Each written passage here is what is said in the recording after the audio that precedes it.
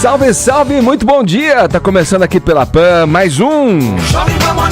É a nossa revista radiofônica que traz informação, prestação de serviço, entretenimento, tudo isso no bololô do nosso papo dessa sexta-feira, dia 16 de fevereiro de 2018. Sejam bem-vindos. Fim da novela? Luciano Huck bate o martelo sobre candidatura presidencial. O que vai acontecer com ele? Com o Caldeirão? Com a Angélica? Já já saberemos. Vai, malandrinha. Por que você precisa conhecer, ou não, a MC Loma? Essa artista de apenas 16 anos desbancou Anitta no Spotify e triunfou no carnaval deste ano. Escama, só de peixe. Não convide para a mesma festa. Alô, alô, promoters do Brasil. Se vocês quiserem evitar problema, olha, não chamem para o mesmo convescote o Neymar pai, o Neymar filho e o comentarista e ex-jogador de futebol, Walter Casagrande. O bicho pegou, hein? Não tô sabendo de nada, meu.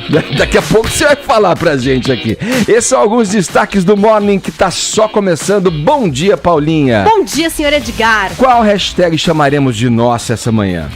Você sabe quem é a atriz Kristen Bell? Não. É assim de nome, é difícil não vou de mentir lembrar pra da carinha dela. Não vou mentir pra você mesmo. Mas ela é a estrela de uma das séries de comédia que mais tem feito sucesso aqui, inclusive entre os brasileiros, que é The Good Place.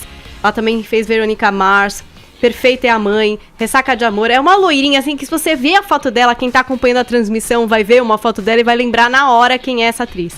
Mas ela fez um post muito interessante no Instagram, que viralizou e que tá servindo de lição pro mundo, Edgar, que traz algumas lições pra gente viver o casamento a longo prazo, viver uma relação a longo prazo, alguns conselhos. Dicas de amor, assim, de um amor bom, de um amor tranquilo? Um relacionamento pacífico. A longo prazo. Eu vou ler as dicas, porque eu acho que você vai concordar com muitas delas. Lá. São 6 passos. Então, primeiro, vulnerabilidade. Sempre gera conexão e intimidade. Fiquem vulneráveis um com o outro.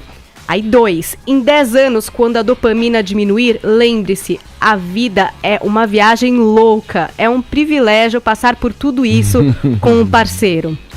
3, fiquem separados quando for necessário. Isso fará seu casamento melhor. 4, amar alguém apesar das falhas, quedas ou alguns defeitos é o maior amor que você pode ter. 5. Alegre-se com o que faz a outra pessoa feliz e permitam-se ter interesses individuais. E fechando, essas new rules da Kristen tem 6. Saiba que todos estão fazendo o melhor que podem com o que têm. Então tenha suas próprias ferramentas para consertar os seus problemas. Já gostei dessa garota aí. Você gostou dela, né? Olha lá, eu vou até aplaudir. Ela elaborou essa lista. Falta entrega nas relações, Paulinha. Falta confiança. Né? Todo mundo com aquela máscara. Esse primeiro tópico aí, vulnerabilidade. Olha que beleza isso, você se entregar para quem você confia e ama. As suas falhas, né? Exatamente. Reconhecer no outro, né? Os outros interesses dessa pessoa. Que maravilha, hein? Eu sabia que você ia gostar das new rules dela, né? Se a Dua Lipa dá as regras pra gente superar o ex, a Kristen traz aí essa receita para um relacionamento longevo. Ela é casada há 10 anos com o Dax Shepard, que é também pai dos 2 filhos que ela tem, das 2 filhas, na verdade. E também servem de conselhos não só pra gente, mas até pra famosos como Jennifer Aniston, que acaba de contar pra todo mundo que infelizmente está se separando, Edgar. Jennifer Aniston não deu certo com o marido. Eles estavam há pouco tempo casados, mas tinham um relacionamento já desde antes de 2012, que é o Justin Theroux. Não sei se vai rolar agora com o Brad Pitt, é o que tá todo mundo se perguntando, mas caso role com qualquer outra pessoa, tá aí as regras da Kristen para um relacionamento longevo e feliz, não é verdade? Todos temos algo a amadurecer, não é? E é por isso que hoje eu peço para esse Morning Squad do Twitter, que ontem tirou suas dúvidas sobre sexo, ajudem o mundo a ter relacionamentos longevos, felizes, leves, alegres. Hashtag como manter a chama. Eu sei que você tem um gif, você tem um meme, você tem um conselho, você quer ajudar o amor a prosperar nesse mundão. Quantos anos você tá casada, Paulinha? Olha, junto eu tô há 9. Junto com o quê? Namoro e casamento? É que foi rápido o meu relacionamento, assim, eu já era separada, o Arthur também. Quando a gente se conheceu, a gente foi morar junto bem rápido, rapidinho. Assim, em um ano a gente foi morar junto. e depois eu também fiquei grávida e a gente decidiu casar até pra eu ficar grávida. Foi tipo, quer um bebê? Tá Vamos nos pastora. casar. É isso, eu gosto de relações... Da trupe do Tintones. Tintones. Posso falar uma coisa de pastora? Eu sou católica e assim, eu nem poderia casar de novo e não pude, né? Porque você não pode casar 2 vezes na igreja católica.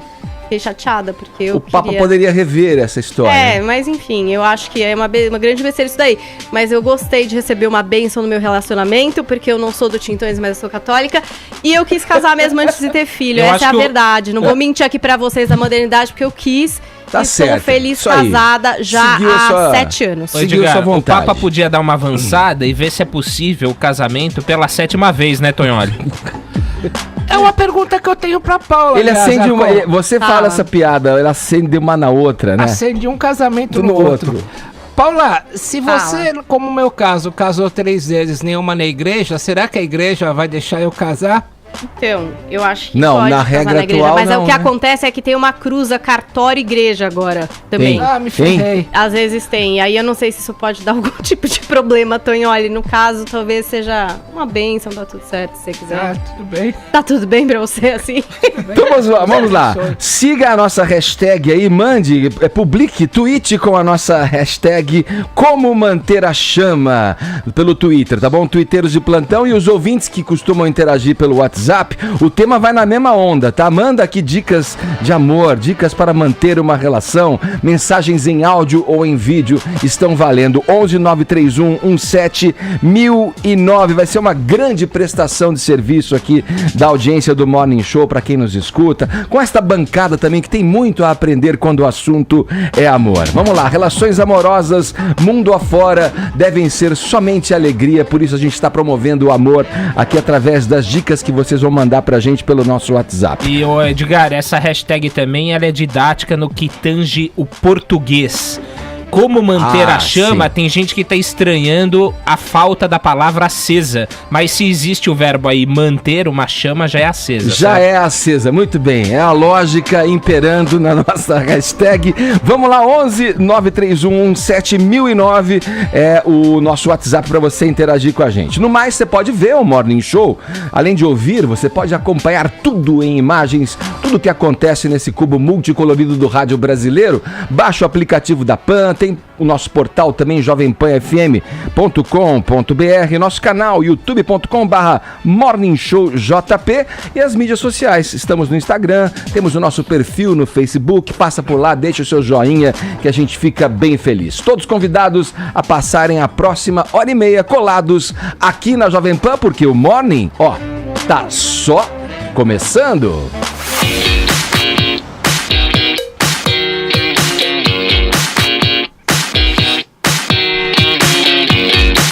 Vinícius Moura, fala, Edgar. Você que está no primeiro ano do casório ainda, já pode anotar esses itens da lista aí da Kristen Bell. Kristen Bell, é isso, Paulinha? Isso. E as demais que vão chegar aqui pelos nossos ouvintes para seguir como um parceiro, um companheiro, um amante exemplar. Eu já sigo essas regras, Edgar.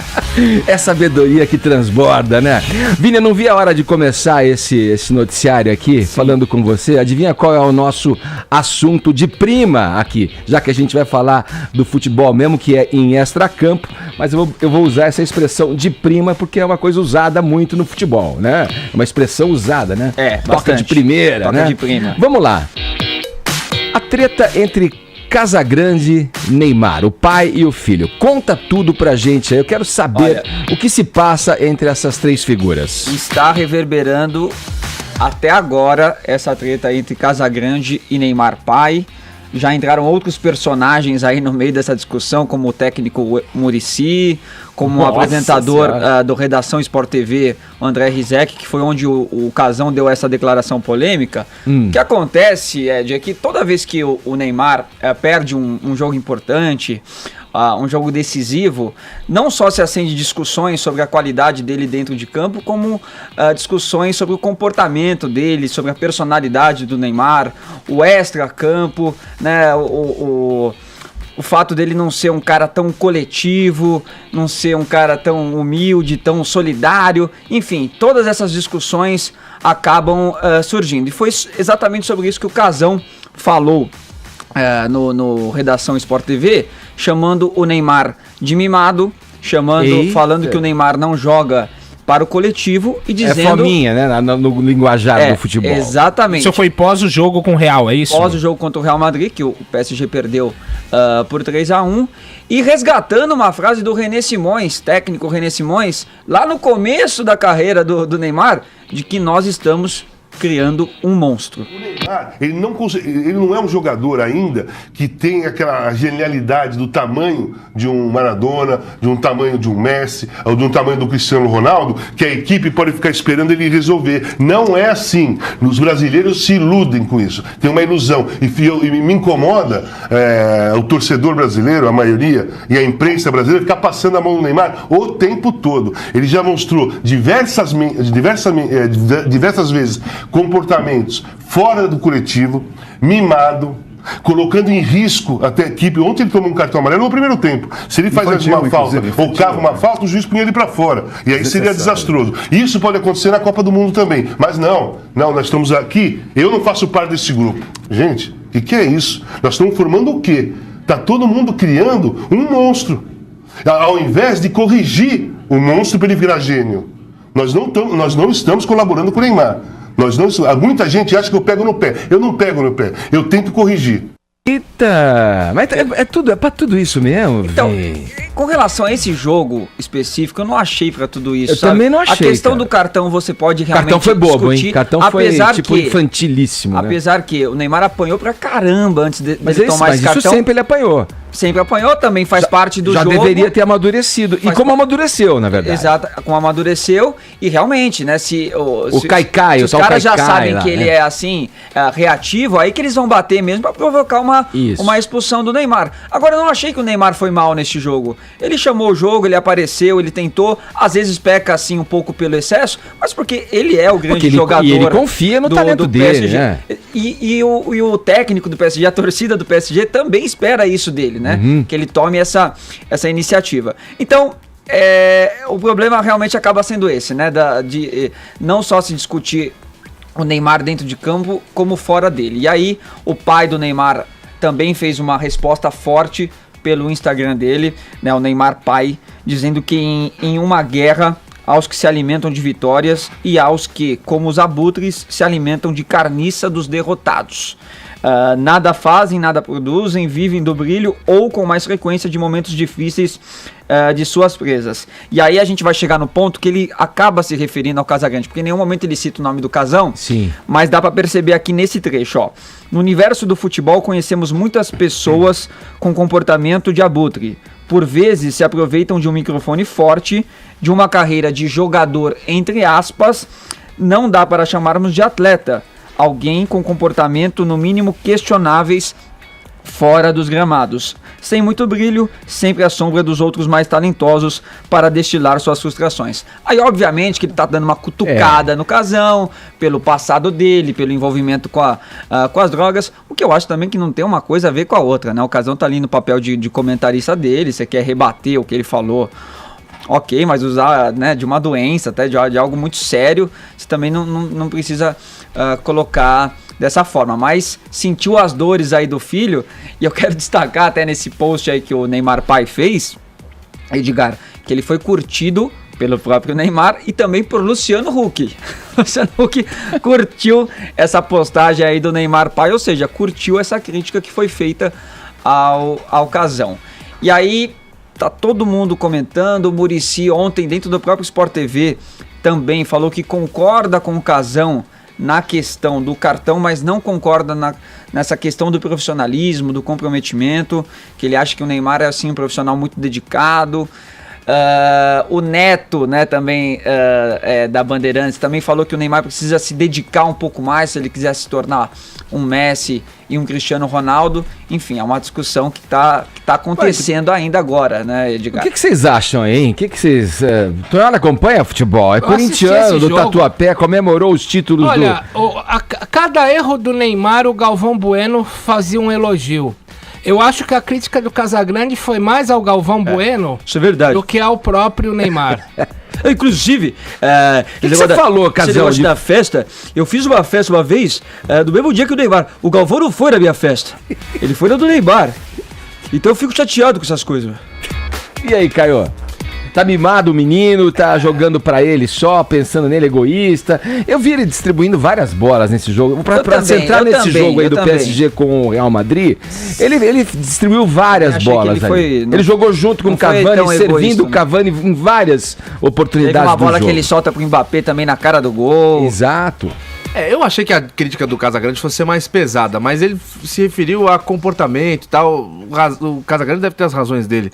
Agora, não concordei com o Neto. Falou, olha, tem que se dedicar mais pra ser um Maradona. Tá. Netão, você nem cara foi. Que chegou onde tá foi, também, né? Imagina, a dedicação Edgar, dele, você não né? acha que é muito chato? Por exemplo, as críticas que são feitas ao Neymar sempre são feitas à luz da comparação entre ele, o Messi e o Cristiano Ronaldo. Verdade. Isso é muito chato.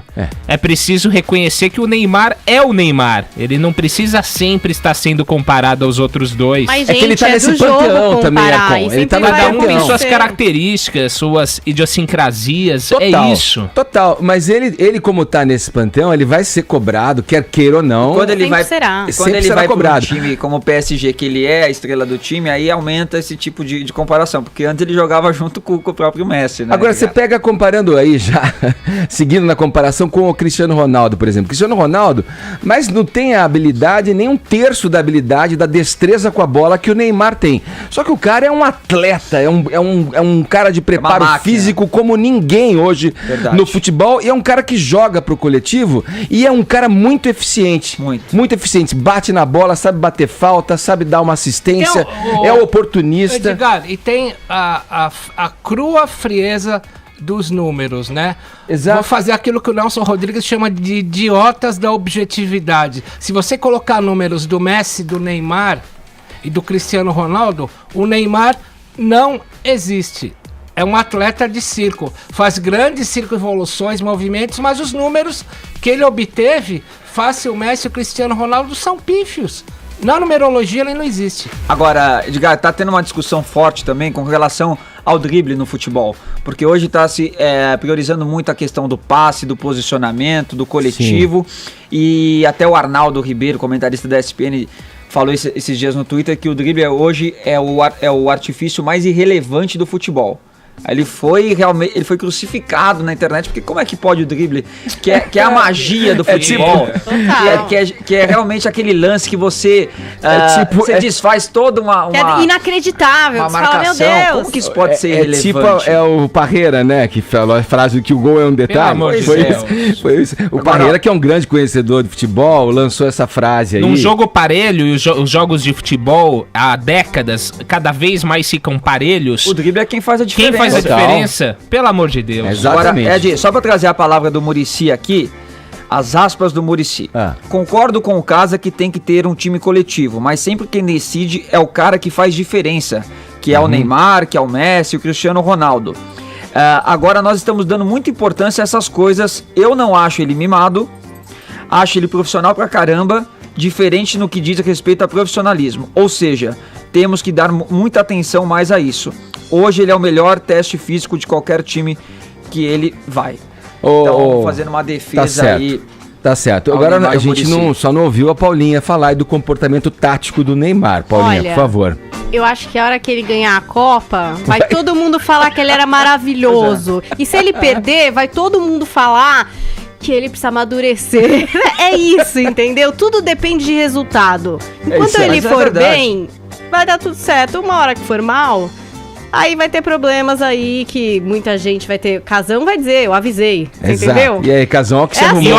E outra coisa, olha só o que o Neymar já conquistou, ao contrário do que tá dizendo o Tonholi. A Bruna Marquezine, por exemplo. O que mais ele precisa? Tá tudo certo. Ó a palavra aqui do André Rizek, que é o apresentador do Redação, que o Casão programa que gerou esse bololô aí. Com todo o respeito, se o pacote Neymar não consegue lidar, pacote é ele dizendo o pai também, né? Não consegue lidar com uma crítica banal quanto a feita pelo Casa no Redação, simplesmente não está preparado para ser o que pretende, a estrela solo da companhia. Cara, mas ele já é há muitos anos. Não, os caras estão viajando. Que não gosto de futebol, não acompanho, eu tô vendo que a galera tá viajando. Aí vai chegar em junho, todo mundo vai ficar, pô, Neymar. Pô, dá um crédito. Mas a Paulinha tá certa. Se tivesse sido 1-1 o jogo, ou 2-1 pro PSG, Gênio. ninguém teria falado nada do Neymar. Tá vendo? PS gênio. Porque dentro de campo ele não foi tão mal assim, não. O que você foi arrumar, hein, Casão? Fala sério. É minha opinião, meu. Eu posso ter opinião, Não, mas... e outra, né? O Casão é pago para dar opinião, então que ele continue dando, porque afinal é o trabalho dele. Só faltava ele falar, nada a comentar. Vamos jogar a bola pra frente, Casão? Vai, passa aí, meu. Vamos lá, então. Um destaque internacional agora no Morning Show. O Papa Emérito Bento XVI sofre de uma doença degenerativa. Quem contou isso aí foi o irmão dele, né, Caio? Foi. Fez uma revelação, na verdade. Foi o irmão dele chamado George Ratzinger. Irmão do Joseph Ratzinger, que é o Papa Bento XVI, o último Papa antes do Papa Francisco, que está agora no Vaticano. Aquele Papa que renunciou, foi o primeiro Papa a renunciar em muitos anos, em muitos séculos. Ele renunciou em 2013. O irmão dele deu uma entrevista para uma revista alemã e falou que o antigo Papa, Bento XVI, está com uma doença degenerativa que vai paralisando os movimentos dele. Falou que lucidamente ele tá muito bem, ele tá bastante lúcido ainda, mentalmente ele tá legal, só que ele tá se cansando com muita facilidade. E em vários momentos do dia ele tem que parar o que ele tá fazendo, sentar numa cadeira de rodas, porque ele fica muito cansado. Só que assim que essa publicação alemã foi para as bancas e tal, essa entrevista foi publicada, o Vaticano se pronunciou. E agora, segundo a revista Veja, trouxe há poucos instantes, o Vaticano virou e falou, não tem nada disso. Isso aí não acontece nada, não tem nada a ver, a gente visita o Papa quase que toda semana, e ele ainda mora, né, na verdade, num local ali dentro do Vaticano. E os membros do Vaticano falaram, não existe isso, ele não tem essa doença, o irmão dele está viajando, essa publicação é falsa. Só que é uma entrevista enorme do irmão do Bento XVI, falando assim, olha, a gente se fala todos os dias por telefone, a gente não quer ficar sozinho, nem eu nem ele também é padre, falando, nós não queremos ficar sozinho, eu oro todos os dias por uma morte tranquila para mim e para o meu irmão, e como agora a gente só tem um ao outro, a gente vai se conversando, se cuidando do jeito que dá, tá? O Papa Bento XVI está com 91 anos, o Vaticano falou, não, ele só está sentindo os efeitos da idade, o que é mais do que normal. Essa foi a última manifestação em relação a esse caso, ou seja, teve primeiro a entrevista do irmão, George Ratzinger, falando, meu irmão está mal, a gente teme muito que essa paralisia chegue ao coração, porque aí tudo acaba do nada, mas aí o Vaticano veio agora e... É gozado, parece que o Vaticano busca esse isolamento. Que interesse teria o próprio irmão de contar uma mentira em contar uma inverdade, né? Ô Tonhori, né, um embate papal aí, né? A gente tá falando do Bento XVI, o Caio trouxe isso aí. Você ficaria com o Bento XVI ou com o Papa Francesco? Vocês conhecem o verbo vaiar, Edgar? Pois é, quem tem boca vai a Roma. Vou vaiar a Roma. Eu não fico com nenhum dos dois papas. Nossa, essa foi louca. Faz de novo. Caramba, demorei, mas peguei. Quem tem boca vai a Roma. Vamos vaiar Roma. Vaiemos Roma, irmãos. Oh my God. Por quê? Por quê? Bom, primeiro ponto pro Papa Bento XVI, cujo verdadeiro nome é Joseph Ratzinger.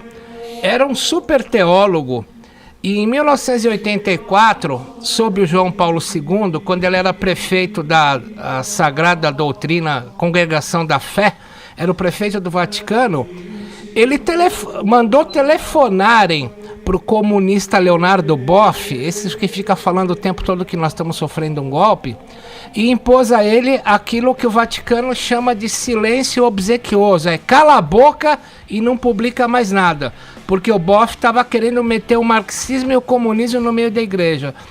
Só que, eleito Papa, o Bento XVI, ele começou a se defrontar com o seguinte, seitas cristãs, mas não católicas, crescendo pra caramba, e o islamismo sendo a religião que mais cresce no mundo. Hoje o mundo tem 2 bilhões com B de bola de islâmicos. Então o ritmo dele não era o ritmo que acompanhava o crescimento do mundo. Então ele renunciou em prol do Papa Francisco, que de resto é um populista. É um Papa progressista, por isso que o Leonardo Boff está pondo as asinhas de fora de novo. Ele tem o apoio do Papa Francisco. O Papa Francisco, o próprio nome diz, ele é franciscano, ele apoia os pobres. Poderia ser um farmacêutico, apoiar frascos e comprimidos, digo, fracos e oprimidos. Agora, ele fala da boca para fora em tirar a pobreza do mundo, mas nós temos que lembrar que ele administra o Banco do Vaticano, e o Banco do Vaticano tem uma fortuna de 6 bilhões, com B de bola, de euros. Ou seja, é um papa que fala da boca para fora. Eu não fico com nenhum dos dois. Girando o assunto, o apresentador Luciano Huck confirmou que não será candidato à presidência da República neste ano. Segundo interlocutores, a decisão levou em conta principalmente o trabalho dele na TV Globo e a pancadaria, da qual é alvo todo e qualquer presidenciável que, como a gente sabe, tem a vida devassada pela imprensa e pelos adversários políticos. Vamos a Brasília, falar com nossos olhos e ouvidos na capital federal. Zé Maria Trindade, essa decisão do Huck aí causa alguma surpresa em Brasília ou já era uma questão esperada aí? Bom dia. Pois é, muito bom dia, Edgar, bom dia a todos. É como eu costumo dizer, né, alguém tem que tomar conta do Lojinha, né, e ele viu que a situação ficaria apertada, né. Teria que abdicar do emprego, né, dele e da mulher, né, Zé? Da mulher é uma coisa complicada, né. Olha, Edgar, Luciano Huck foi sondado aqui por vários partidos políticos, mas principalmente pelo PPS. Houve momentos ali sérios de uma conversa política e ele chegou a dizer que estava mesmo estudando essa possibilidade de ser candidato. Até então ele, que não entende de política, não sabe que é nem no vale tudo, né? Existem regras, como não pode puxar cabelo, quem tiver cabelo, que geralmente os lutadores são carecas, né? Dedo no olho, chute nas partes íntimas, né? Na política não, vale tudo mesmo. E aí ele descobriu que apanharia muito a sua família também, e a Globo seria massacrada durante a campanha eleitoral. Por isso mesmo houve essa decisão, então, de recuar. E foi um recuo duplo, né? Porque ele primeiro recuou, da segunda vez também. Agora, por Brasília, não houve uma surpresa, assim, com relação a essa história de Luciano Huck, não. Todo mundo já sabia, ninguém levava muito a sério a candidatura dele, exatamente porque ele queria ser um candidato sem apoio político. Isso não existe. É como dizer que alguém quer pagar para namorar com a garota, desde que ela não seja garota de programa. A partir do momento que você paga, ela começa a ser garota de programa. Então a história do Huck é esse. Ninguém é candidato sem ser político. No momento em que você é candidato, você, se não fosse político, teria se transformado em político. Agora, ficou a semente, ficou a ideia nova e ficou o que muita gente quer, viu, Edgar? E não é uma coisa de Brasil, é mundial esse ódio que as pessoas estão desenvolvendo pelos políticos. Mas ficou a semente de alguém de fora, mas não chegou a surpreender aí esse recuo do Huck.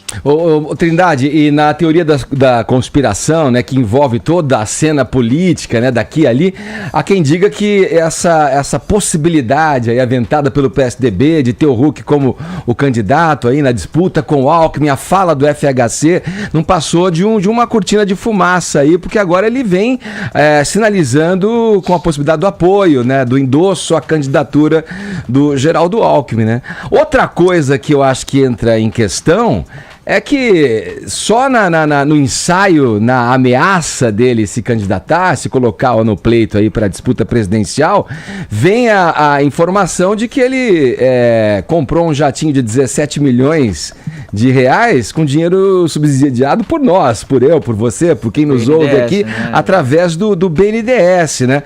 Com juros muito generosos, juros 3% ao ano. De 3 a 3,5% ao ano e com a possibilidade de pagar em 10 anos. Quer dizer, essa vida devassada que me referi aqui para te chamar, ela é bem real e outras coisas poderiam vir aí em termos de levantar suspeita com relação a atitudes idôneas dele, né? É assim mesmo. Entrou na política, entrou na chuva. Eu me lembro de um ex-deputado que depois virou governador, André Putinelli, assumiu a relatoria da reforma da Previdência, isso há mais de 15 anos, e no outro dia eu fui fazer uma entrevista com ele estava assustado, mas descobriram até que eu ganhei o prêmio baiacu de ouro. Foi um troféu lá de uma pescaria. e é como um certo Tonholi disse, né? O governo deu bolsa para os pobres, como é que é? E BNDES para os ricos, né, Tonholi? E para a classe média, carro em 90 meses e eletrodoméstico linha branca. E BNDES para os ricos. Mas descobre tudo mesmo. E isso é positivo e é assim mesmo a política. Tem que ser transparência. Vai, vamos lá, Tonholi. Quero te ouvir o Vini também a esse respeito, que a gente colocou no assunto com Trindade, a candidatura do Huck, agora a negativa de que ele vai seguir aí. Edgar, Zé Maria Trindade, tem uma notícia que acho que o Zé pode interpretar bem, que eu não vi em nenhum lugar.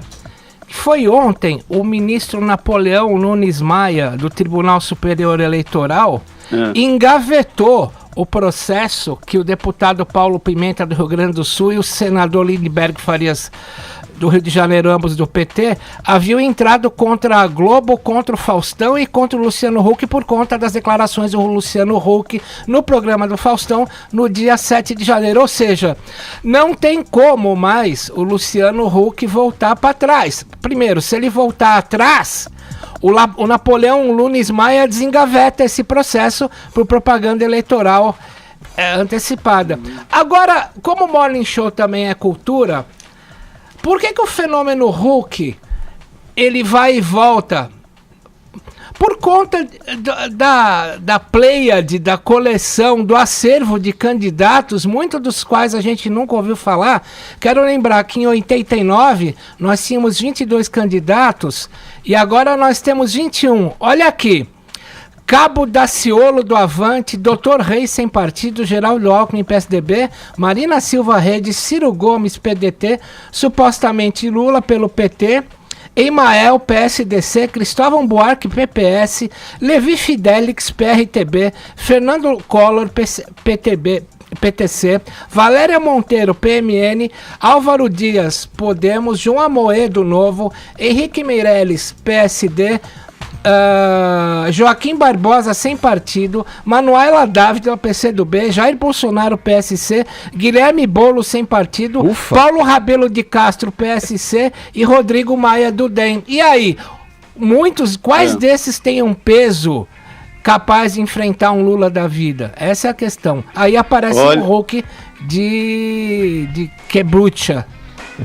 O Tonholi, é isso mesmo. A impressão aí, sabe aquele restaurante horrível que você pega o cardápio, lê, depois olha pro garçom e fala assim, não, muito obrigado? Tipo assim, um cardápio que não agrada, você não gostou de nada, você fica sem graça. Olha pro garçom, olha, as pessoas às vezes são boas, elas apenas estão no lugar errado. Por exemplo, imagina esse elenco no BBB 19. Ou na Fazenda.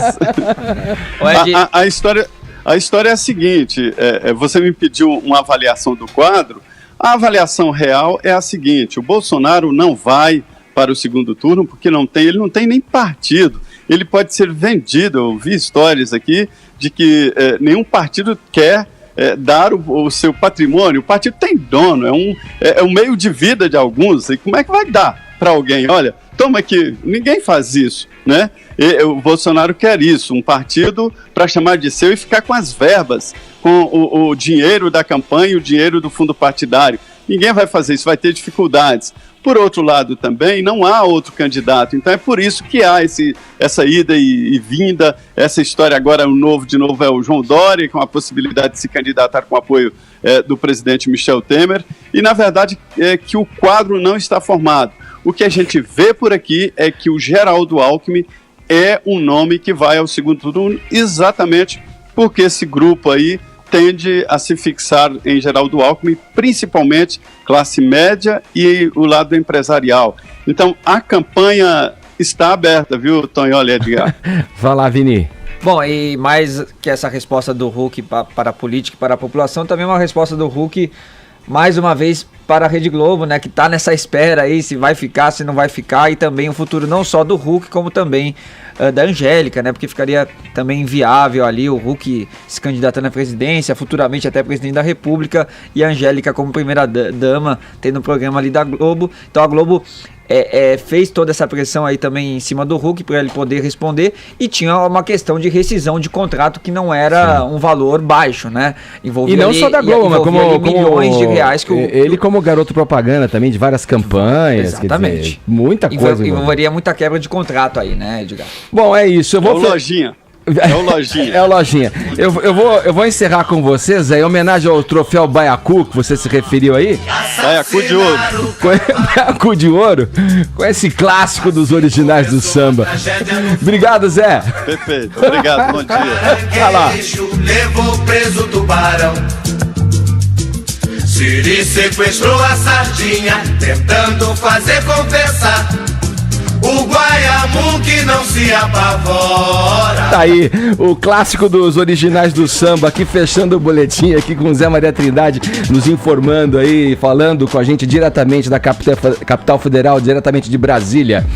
Um guarda civil metropolitano é suspeito de ter agredido um ator num shopping em São Paulo. Entre outras coisas, Paulinha, a polícia tá apurando aí se a ação seria fruto de homofobia mesmo. É o que o ator denuncia, né? É isso. Ele contextualiza a agressão dentro de uma ação de homofobia. Só tem, de fato, o depoimento desse menino de 23 anos, João Pedro Medeiros. Ele postou no Facebook dele algumas imagens que você que está acompanhando pode ver. Então, desse corte na cabeça, né? Ele teve que tomar pontos aí. E o relato dele é de que ele estava num shopping aqui de São Paulo, na segunda-feira, usava o banheiro, estava ali na parte do mictório, quando de uma cabine saiu um cara que teria dito: esse viado lá fica no banheiro, tem tudo que morrer, esses bandos de FDP. Fez um xingamento assim, sabe? Falou alto. Aí que o menino pensou: nossa, né? Que coisa. A hora que ele foi se virar pra lavar a mão, viu que o cara ainda tava lá. E nessa hora ele falou, ficou meio, sabe? Tipo, mas você tá aqui? O que você quer? Aí o cara teria sacado essa arma e já de pronto dado uma coronhada na cabeça dele e tal. Bom, aí esse é o relato que ele fez, as fotos que ele colocou, fez o seu boletim de ocorrência, a polícia averigou, o shopping falou que não compactua com nenhuma ação de violência, enfim, entregou as imagens das câmeras de segurança. Nessas imagens, a polícia pôde identificar esse agressor, então, pela roupa que ele estava, descrita pelo menino, e aí pela saída de uma pessoa no banheiro, caracterizada dessa forma, e que depois se dirigiu a um carro, eles conseguiram pela placa desse carro localizar esse agressor, que é como você falou, um GCM, né, de Guarulhos. Então agora vai se averiguar o que ele tem a dizer a respeito disso, né, Edgar? Porque não tem câmera dentro do banheiro, ninguém sabe exatamente, se só tem o relato do menino. Agora vai se averiguar com esse cara o que pode ter acontecido, se foi o que ele falou, bom, enfim, vai continuar aí se averiguando esse caso. Mas que situação complicada, né, Edgar? A psicologia, né, coloca isso dentro de uma prateleira que é o desejo reprimido, né, Toyori? Talvez você possa dizer mais. Talvez esse policial aí da Guarda Civil Metropolitana de Guarulhos, é isso? Tem esse desejo reprimido que não admite em si, né, e parte para uma agressão, assim, quer dizer... Gente, é uma coisa muito séria, porque tem gente falando, mas vai saber o que aconteceu nesse... Gente, vai saber o que aconteceu, e aí você dá uma coronhada na cabeça de alguém, sei lá, eu acho que independente do que aconteceu, poderia ter sido resolvido de qualquer outra forma que não essa, numa conversa... sei lá, chama o segurança pra interferir com alguma coisa que ele não concorda. Agora, uma coronhada na cabeça de alguém? Já que você me perguntou a psicologia, então eu vou responder. O Sigmund Freud, o pai da psicanálise, chama esse fenômeno de acting out. Mal traduzindo, agir para fora. Aquilo que você reprime em você, você desconta no outro de forma inversa. Ou seja, o cara não deve se aceitar como sexual, vai lá e espanca um homossexual como se ele estivesse no mundo real reprimindo um desejo expurgando, dele, né, uma coisa que ele nega em si. Gente, né? Homofobia é crime. Só por ele ter falado o que ele falou, sim, se ele falou, de sim, fato, né, sim, que a gente não sabe o relato da vítima, já teria cometido um crime, entendeu? E ainda partir para uma agressão, independente da razão, né? Por mais que, sei lá, vamos imaginar num mundo ideal que o cara até tivesse uma razão para estar indignado. Gente, como que dá uma coronhada na cabeça de alguém que você nem conhece, e mesmo que você conhece, quer dizer, como que parte pra isso? Outra coisa aí que não pode fugir da nossa conversa aqui é assim, ele tá com um porte de arma. A Guarda Civil não utiliza arma de fogo, né? Não usa. Não pode usar arma de fogo, quer dizer, tem uma arma na mão. É uma outra questão aí, né, a entrar nesse imbróglio aí todo. Mas é lamentável o que acontece, o que continua a acontecer nos dias de hoje. Agora 10 horas 40 minutos, o horário é de Brasília. Jovem Pan Morning Show. Voltando à política, Caio, partidos de esquerda e de centro-esquerda lançam no começo da semana que vem um manifesto chamado Unidade para Reconstruir o País.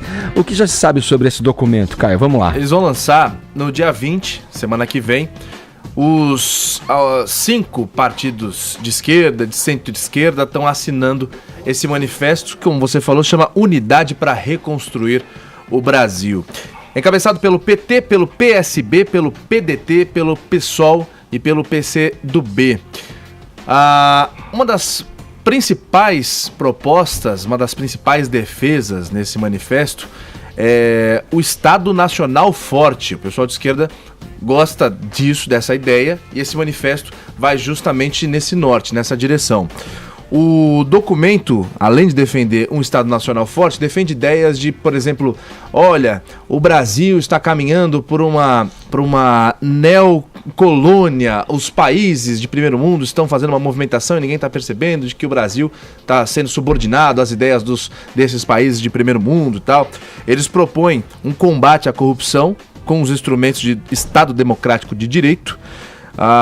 É um decreto com 10 páginas e ao longo dessas páginas eles fazem algumas propostas de reforma política, reforma tributária, reforma penitenciária, do judiciário também, e até uma regulamentação da mídia.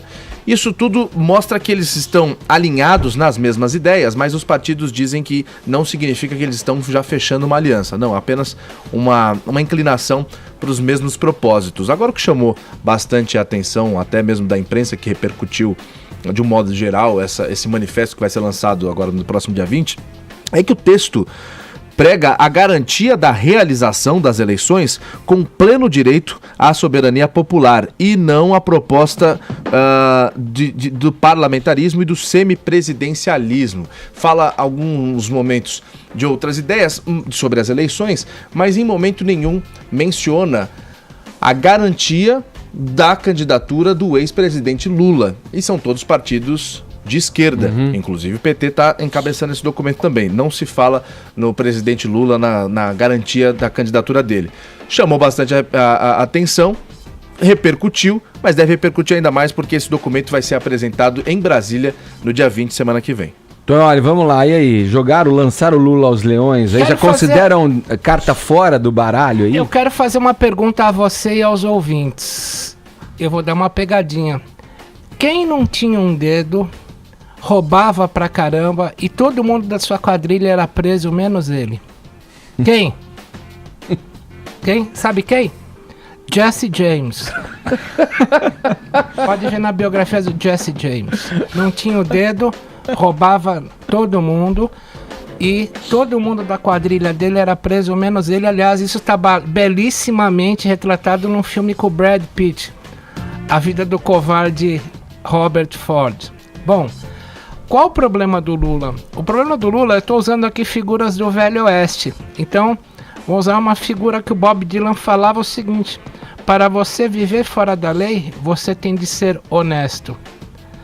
O Lula trilhou um caminho de viver fora da lei sem ser honesto com seus colegas.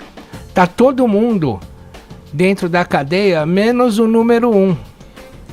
Conclusão: lentamente, gradualmente, o Lula vai sendo expurgado das hostes da esquerda, haja vista que no rol de bens apropriados a partir do propinoduto, Odebrecht, Petrobras e por aí vai, OAS, vocês veem que os caras que mais acumularam patrimônio aqui a esquerda diria pequeno burguês, como o Zé Dirceu tinha uma casa no interior com não sei quantas banheiras jacuzzi.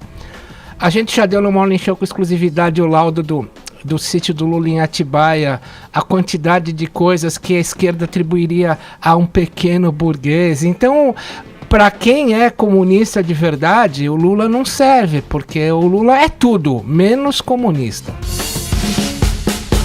Tanta coisa vem em mente aí, né, enquanto você fala isso, né, porque esse documento que o Caio trouxe, Tonholi, ele fala de várias reformas que eram esperadas quando o país estava unificado em torno do PT.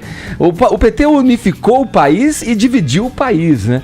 As reformas, tantas dessas que o Caio traz, que compõem esse documento, feito por vários partidos de esquerda, eram reformas que quem colocou o PT no governo, no poder, esperavam que fossem feitas durante o pleito, né, do partido. E que não foi pouco, foram 13 anos à frente do país. Que foi grande motivo de decepção também de grande parte da população brasileira que ajudou a eleger o partido, né? Porque só com a militância, na ocasião da ascensão do Lula à presidência, ele jamais chegaria. O Lulinha Paz e Amor foi por quê? Para convencer quem não era muito afeito à candidatura dele a votar nele. E foi o que aconteceu. Quer dizer, o partido teve a capacidade de unir o país em determinado momento e de garantir a ele mais de 80% de aprovação e depois de dividir o país. Quer dizer, me parece um contrassenso, né? Surfou no crescimento econômico gerado a partir do governo Fernando Henrique Cardoso. Chegou a tirar um sarro da crise imobiliária americana de 2008, falando que aquela marolinha não bateria por aqui. Enquanto isso, ia roubando os cofres públicos via Petrobras, via mensalão. E o que acontece? A crise econômica bate aqui, as contas públicas estão quebradas e essa banana de dinamite acaba explodindo no colo do Michel Temer, e agora, para eles, o Temer é o golpista, sendo que o Temer o vice da Dilma, está administrando um caos implantado pelo PT. Ô Edgar, e bem lembrado quando você fala da popularidade que o Lula surfou, quando tinha 80% de aprovação e era querido igualmente por banqueiros e bancários. Exatamente. Né? Exatamente. E boa parte dos dissidentes do partido que fundaram outros partidos foram muito críticos a ele quando, com toda essa popularidade, não pôs em prática as reformas de que o país necessitava já naquela ocasião. E esse documento me parece mais uma reedição daquelas tentativas de se contrapor a uma ponte para o futuro, o programa liberal do PMDB, né? Tava Moreira Franco por trás, o próprio Michel Temer, é mais uma daquelas. Vamos seguir na política. O TRF4 lá em Porto Alegre negou o novo interrogatório pedido pelo ex-ministro Antônio Palocci. Quem traz as informações pra gente é o repórter, colega aqui de Jovem Pan, Matheus Meirelles. Vamos lá. O Tribunal Regional Federal da 4ª Região nega pedido do ex-ministro Antônio Palocci para ser ouvido novamente na Operação Lava Jato. Em petição apresentada no dia 7 de fevereiro, a defesa de Palocci informou que ele gostaria de cooperar na elucidação de fatos criminosos. Para o relator da Lava Jato no TRF4, o juiz federal João Pedro Gebran Neto, o sistema processual brasileiro não permite a seletividade de declarações dos corréus e o aguardo da solução da causa com a responsabilidade criminal para, posteriormente, buscar a alternativa da confissão ou colaboração para a redução da pena. Ainda de acordo com Gebran, as informações não podem ser usadas como prova e, se há fatos a serem revelados, devem ser expostos perante a autoridade policial ou ao Ministério Público Federal. Palocci está preso desde setembro de 2016 e tenta fechar acordo de delação premiada. Em abril do ano passado, o ex-ministro indicou que estava disposto a falar o quanto antes sobre crimes que presenciou. Aqui fico à sua disposição hoje e em outros momentos, porque todos os nomes e situações que eu optei por não falar aqui por sensibilidade da informação estão à sua disposição o dia que o senhor quiser. E se o senhor tiver com a agenda muito ocupada, a pessoa que o senhor determinar, eu imediatamente apresento todos esses fatos com nomes, endereços, operações realizadas e coisas que vão ser certamente do interesse. Em junho do ano passado, o ex-ministro Antônio Palocci foi condenado pelo juiz Sérgio Moro a 12 anos, 2 meses e 20 dias de prisão por corrupção passiva e lavagem de dinheiro, em processo envolvendo o pagamento de propinas da Odebrecht em contratos da Petrobras. Tá aí, olha, o Matheus Meirelles traz pra gente a informação, Tonholi. Eu digo o seguinte, e essa delação aí que não é delação, né? A bomba que se esperava, a fala que a gente acabou de ouvir aí do Palocci, a hora que o senhor quiser eu entrego nomes, operações bancárias. Quer dizer, como é que não é delação isso ainda? Deu chabu essa bomba do Palocci? Feliz ou infelizmente, o Ministério Público trabalha com pesos e medidas. Para você conseguir fechar uma acordo de delação premiada, você tem que entregar peixe grande. Se entregar pouca coisa, não vai para frente, porque o teu benefício é mínimo. Uhum. O que o Palocci poderia entregar, eu acho que isso quebraria o Brasil num ano eleitoral e num ano em que se espera uma reforma da Previdência, embora eu acho que ela não vai acontecer, porque a Constituição proíbe... Agora, né? A Constituição proíbe que haja reformas nela enquanto há uma intervenção federal. Ele iria entregar o sistema bancário, como é que o sistema bancário operava nos governos do PT. Isso nesse ano iria quebrar o Brasil. Eu não acho que ele está afim de fazer essa delação premiada, não. Mas o que ele falou, Ed, para o ouvinte entender, é importante. O Palocci já deu detalhes que a Petrobras dava dinheiro para os partidos PP e PMDB. E o João Vacari Neto, ex-tesoureiro do PT, sugeriu que se criasse uma empresa que fazia sondas para a Petrobras, chamada Sete Brasil. Né? Essa Sete Brasil dava 0,9% do que ela lucrava com sondas para os partidos. Tá? 2/3 da grana da Sete Brasil iam para o PT.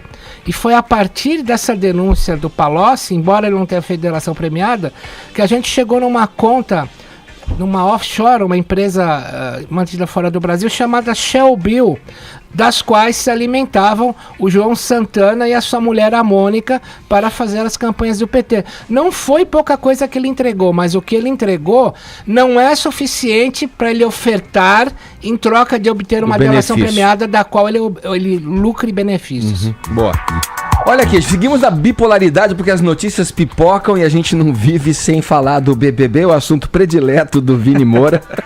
E seu também, Edgar. Esconde, se tornou, vai, Ed. Hoje em dia você tá sabendo. Eu só acompanho pela fala do Vinícius esse programa. Vamos lá, ontem a produção do BBB pisou na bola, me disseram. O que rolou, Vini? Errou, né? Errou na prova do líder, que deu a vitória mais uma vez ao Diego, né? O Diego tinha sido líder na semana passada e ontem a prova era o seguinte, né, Edgar? Era um jogo de memória, onde os participantes assistiam ali um show de mágica de uma mulher que ia trocando de roupa, e aí eles tinham que memorizar, né, essas trocas de roupa, as cores, enfim, quem chegasse a 8 pontos primeiro, respondendo verdadeiro ou falso diante das afirmativas ali do Thiago Leifert, ganharia a prova do líder. E aí o que aconteceu? O Diego chegou a esses 8 pontos primeiro. Sim. Só que teve um erro. Quando ele tinha 4 pontos, ele foi de 4 para 6. Né? Então isso não foi observado pela equipe do programa na hora. Passou despercebido, o Diego ficou ali junto com a Ana Clara, que é a rival dele no jogo, para conquistar essa liderança. Ele acertou a última resposta e conquistou. Logo na internet já começaram a falar, pô, teve um erro ali, o Diego foi de 4 para 6. O programa rapidamente já fez ali uma reavaliação da prova do líder, e logo depois do programa ser exibido ao vivo, o Leifert entrou durante o intervalo ali da série Brasil a Bordo do Miguel Falabella, entrou ao vivo e corrigiu esse erro, passando a liderança do Diego para a Ana Clara. Podemos ouvir esse momento que o Thiago pede até desculpas para o público e para o Diego também. Erro do nosso sistema, algum dedo nervoso colocou pontos a mais. Assim como vocês aí dentro, o BBB aqui fora é feito por seres humanos. Exatamente. E às vezes a gente acerta cada prova difícil, vem uma prova fácil, desce e passa uma rasteira. 18 edições e a gente vai aqui humildemente aprendendo. Diego, espero que você nos perdoe. Mil desculpas a todos vocês também. Ana Clara, parabéns, boa sorte. Família Lima na liderança. Olha aí. Família Lima, porque ela é a filha do Ayrton, eles estão jogando juntos, né? E agora acaba mudando a configuração dessa liderança aí, porque, como eu disse, eles são rivais. Entrou a vinheta do plantão da Globo para dar essa notícia importantíssima? Poderia ter entrado, né, Ercol? E o Thiago falou realmente desses erros que acontecem, mas geralmente acontecem naquelas provas de resistência, que são muitas horas. Aí às vezes o participante bota um pé no chão que não pode, acaba dormindo que não pode. Nesse tipo de prova não acaba acontecendo com tanta frequência assim. A produção deveria ter visto isso logo no momento. O Edgar sacou na hora. Percebi, lógico. Eu mandei inclusive uma mensagem direta. Não, eu, por exemplo, estava assistindo na hora e não reparei. É difícil porque eram muitos participantes que estavam jogando junto, né? E justamente nesse momento que eles estavam. Você confia no placar do programa, né? Você acabou tendo uma falha do sistema ali, mas tinha ter tido alguém da produção para ver na hora, mas depois foi corrigido. Quem percebeu também esse erro foi o Silvio Santos, que acompanha tudo de perto, inclusive torce pra família Lima e não entende porque eles não levaram um violino, né, Silvio? Mas a casa dos artistas não acontecia esse tipo de erro. Manda a hora aí pra gente, Silvio. Agora 10h59, horário de Brasília. Paulinha, como está a chama? A chama está acesa. Estamos entre os assuntos mais comentados deste país. Uou! Olha aí, cadê a claque? Cadê a claque? Temos diversas receitas para você manter a chama do seu relacionamento acesa. Por exemplo, entre elas, pagar a conta do gás. Chegou nesse nível aqui no Twitter. Mas tem recomendações muito legais também, como tocar Oasis e fazer um amorzinho gostoso pela manhã. Sabe assim? Receitas do tipo, se você tá com problema de relacionamento, hashtag como manter a chama. Continue participando, tá valendo plano hoje. Plano não. Tá valendo chama. Tá valendo o prêmio pra você fazer um plano. É isso. Ô, Caio, você tá quietão aí, pô. Você não falou pra gente como é que manter. Como fazer pra manter a chama, pô. Mas justo hoje, eu tô com sintomas da febre, ou da dengue, ou da febre amarela, rapaz. É sério. Então, esquisito. Tá quente, então. O cara tá mal hoje. E ele vai passar pra gente. Ô, Caio, que é o mais legal. Caio, fica tranquilo, você já pegou coisa pior. Que, Tonholi? O Milor Fernandes explicava como manter a velha chama, o finado humorista. Ele falou assim: se você está sem um grande amor, compre um sapato de cromo alemão, 2 números menor do que o seu, e ande pelo centro da cidade o dia inteiro, num dia de calor. Quando você sentir chegar em casa e tirar esse sapato, você vai sentir uma sensação que não há nada mais parecido do que um grande amor. O alívio do sapato apertado. Você vê a risada natural aí, se assemelhando ao sentimento do grande amor. A claque eletrônica tá com você. Tá com você, Tonholi. Aqui os nossos ouvintes também interagindo pelo WhatsApp 11-931-7009, perguntamos aí dicas de amor, né? Queremos saber as receitas para manter a chama, né? Manter a chama como para não incorrer no pleonasmo. Seria um pleonasmo isso? Pleonasmo ou redundância. Ou uma redundância. Não vou dizer para manter a chama, porque todo mundo sabe que manter a chama é mantê-la acesa. O que será que os ouvintes estão mandando pra gente? Galera do Morning Show, como manter a chama? Tem que ter muito sexo. Tô casado há 14 anos. E aí, ó. Que é o Breno de Guarulhos. Grande. Temos que acreditar nele, vai. Aí, Morning Show, aqui é a Cleide. Aí. Grande Cleide. Paulista, 35 anos casada. Cleide sabe. E a dica que eu dou para um casamento longevo é paciência.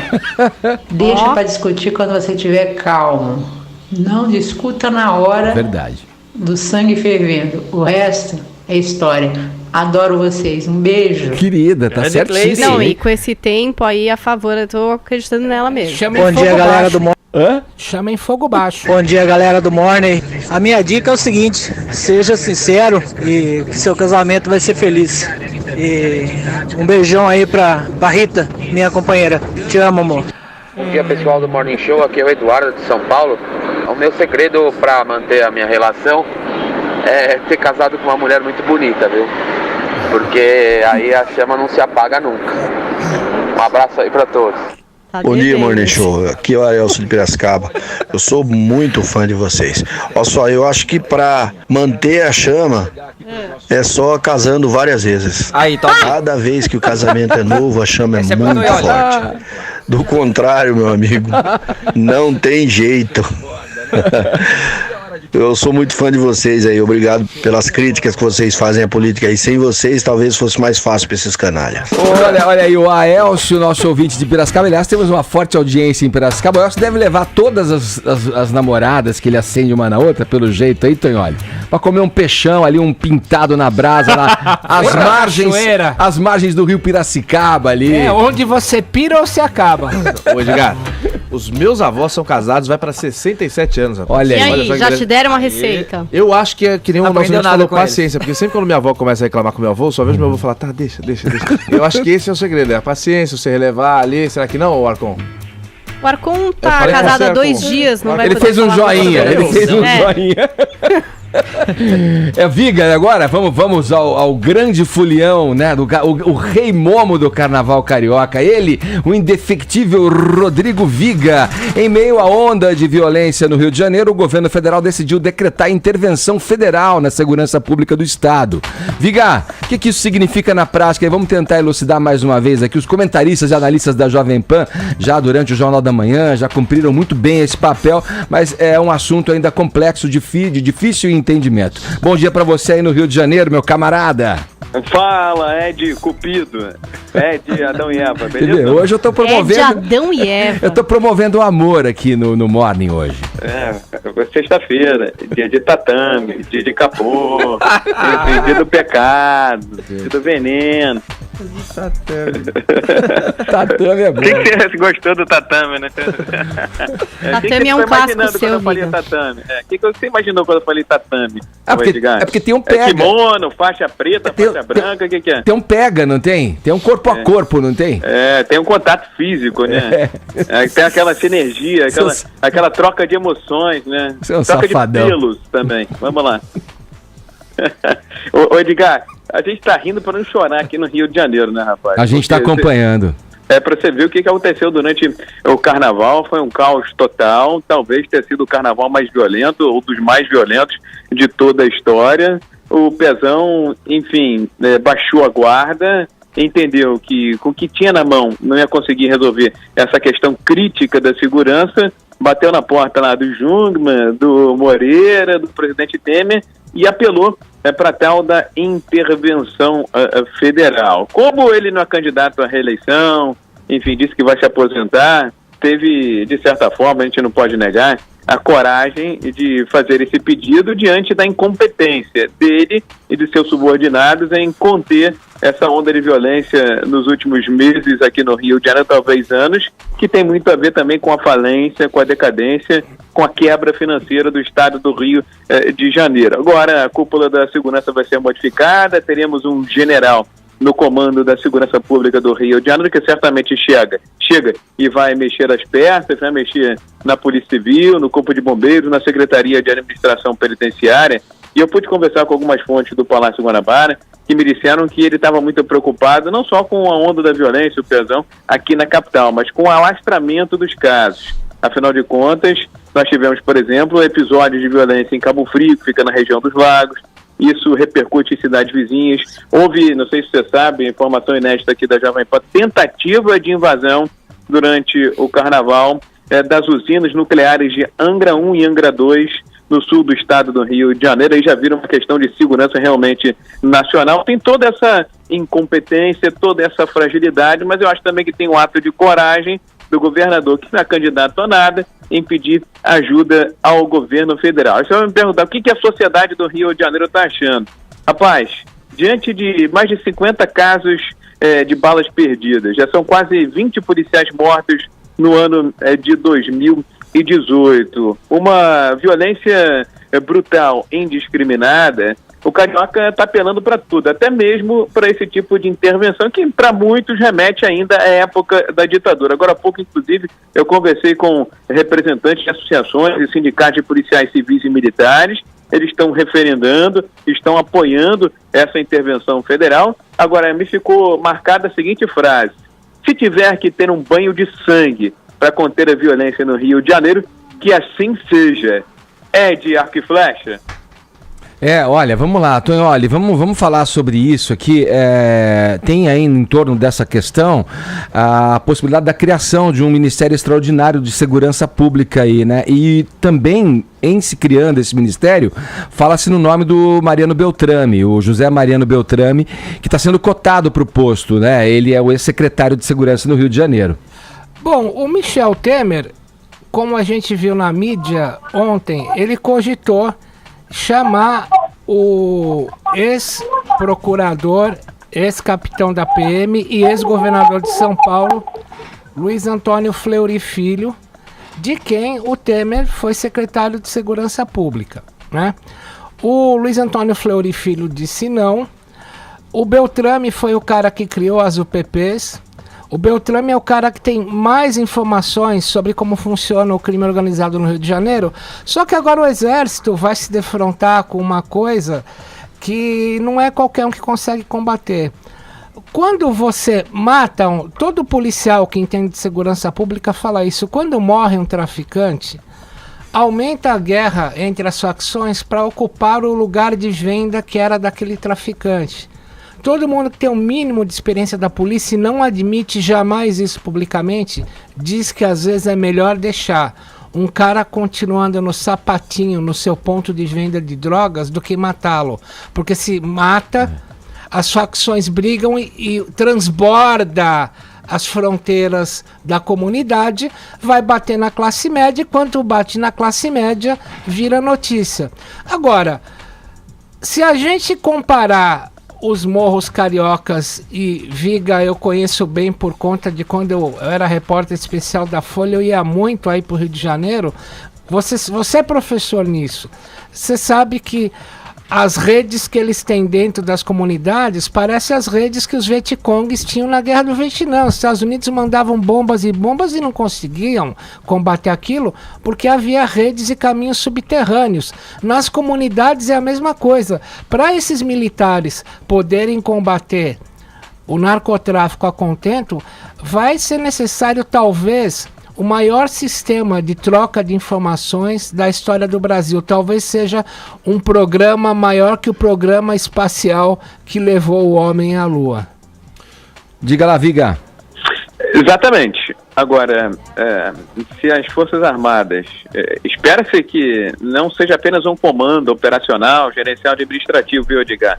Que as Forças Armadas possam fazer a intervenção efetivamente com seus efetivos, com seus equipamentos, algo que remete mais ou menos ao que foi feito lá em 2010, no tal processo de pacificação do conjunto de favelas do Alemão, que nunca aconteceu a pacificação. Foi apenas um momento de passageira tranquilidade para os moradores daquela região. Agora, tem críticas de todas as ordens, e acho que as Forças Armadas, se atuarem da forma como se imagina, primeiro, vão ter de enfrentar aí algum tipo de resistência de parte da sociedade, que teme justamente a morte de inocentes, o tamanho do banho de sangue que pode vir a acontecer. Em segundo lugar, se ficar circunscrito apenas geograficamente ao espaço hoje ocupado pelas favelas, pelas comunidades, as Forças Armadas correm o risco, inclusive, de se desmoralizarem aqui no Rio de Janeiro, porque o tráfico de drogas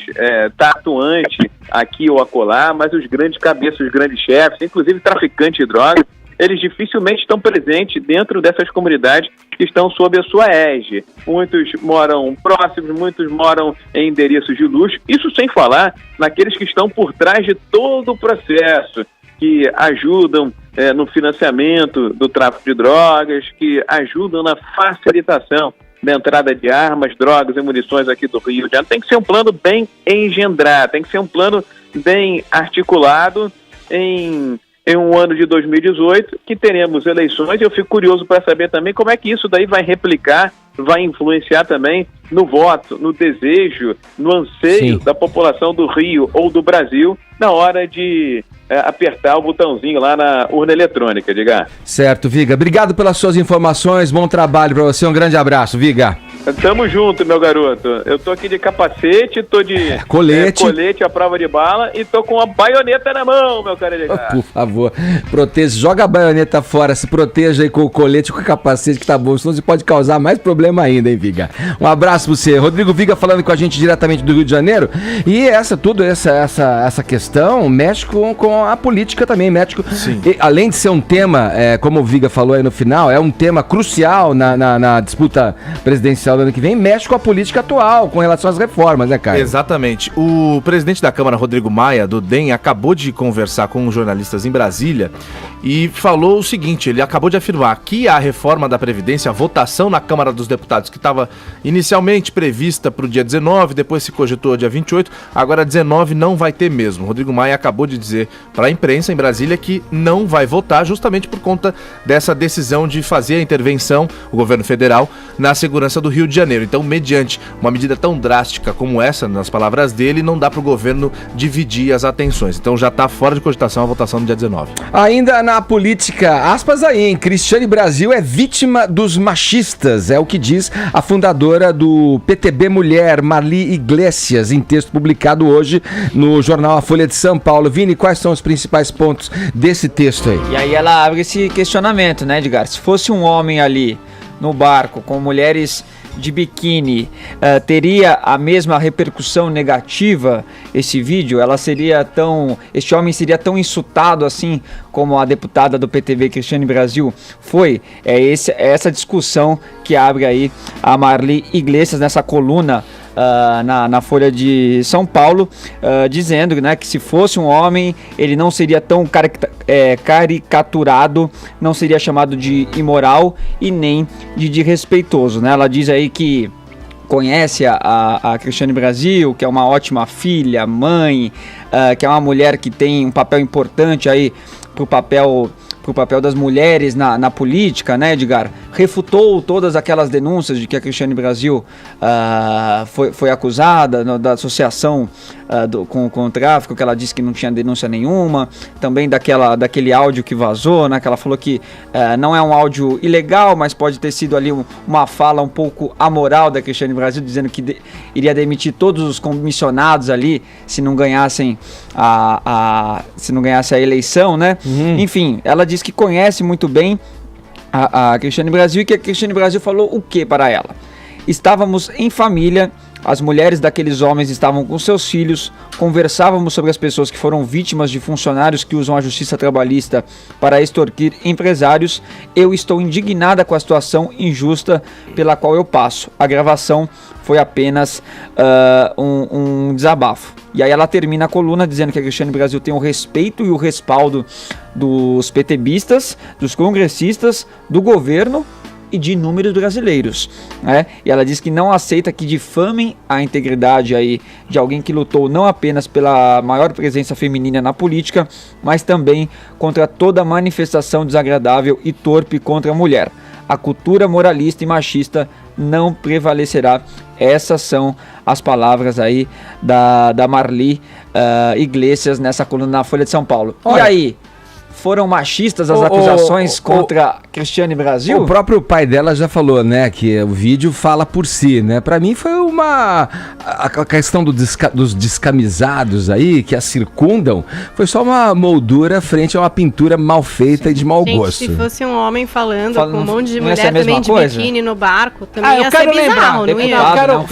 Também não ia ter nada a ver. É que o conteúdo do quadro, a pintura já era ruim. Essa senhora Marli Iglesias que fez esse artigo, talvez ela não seja bem informada ou seja uma desmemoriada. Eu quero lembrar ela que nós tínhamos um ministro do turismo chamado Alessandro Teixeira, que posou dentro do Ministério do Turismo com a sua mulher, a Milena Santos, que foi Miss Bumbum no ZEUA em 2013, e todo mundo caiu de pau que um ministro não poderia posar com uma mulher de biquíni dentro do Ministério do Turismo. Uai, senhora Milena Iglesias, pau que bate em Chico, bate em Francisco. Personalidade pública que vive de dinheiro público é para ser criticada. Ou o fato de eu ter criticado a ministra Luzlinda Valois, que é a ministra dos Direitos Humanos do Temer, que ganhava 33,7 mil por mês e queria que passasse para 62 mil, porque ela foi vítima da escravidão. O fato de eu criticá-la quer dizer que eu sou machista, eu sou contra os negros e afrodescendentes? Para com isso, dona Marli Iglesias. Agora 11 horas 24 minutos, horário de Brasília. Jovem Pan Morning Show.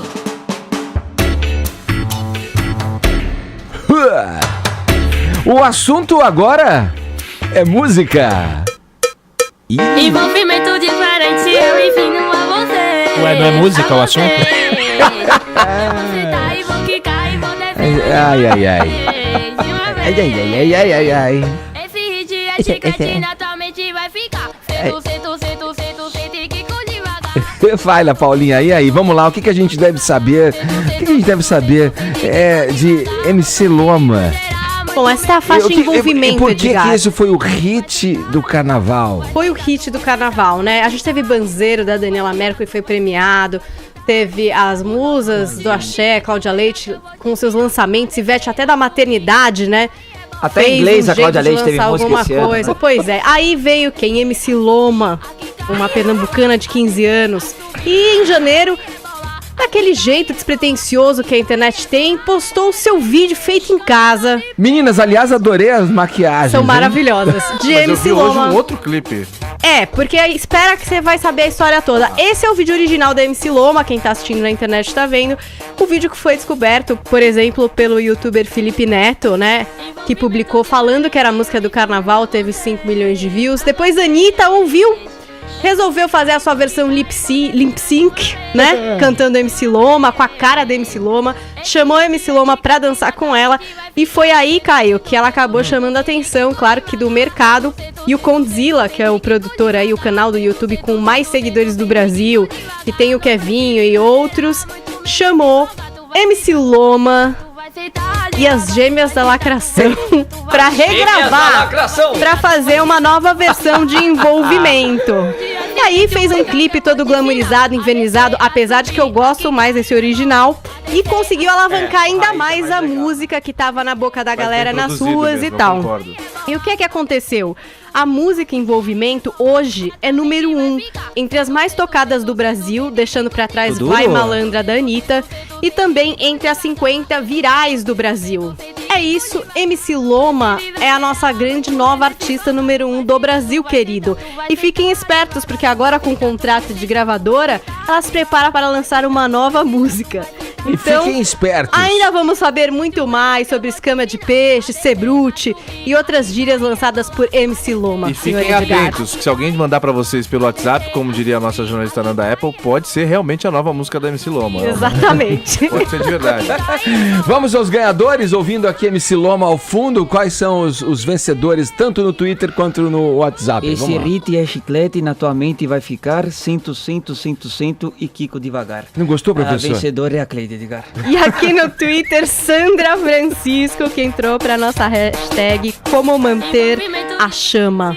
Aí, tá valendo. Amanhã a gente não volta, porque amanhã é sabadão, vamos curtir o final de semana, mas na segunda às 10 estaremos de volta aqui pela Jovem Pan. Muito obrigado pelo prestígio e pela audiência. Passem muito bem o final de semana, cuidem-se e é isso aí.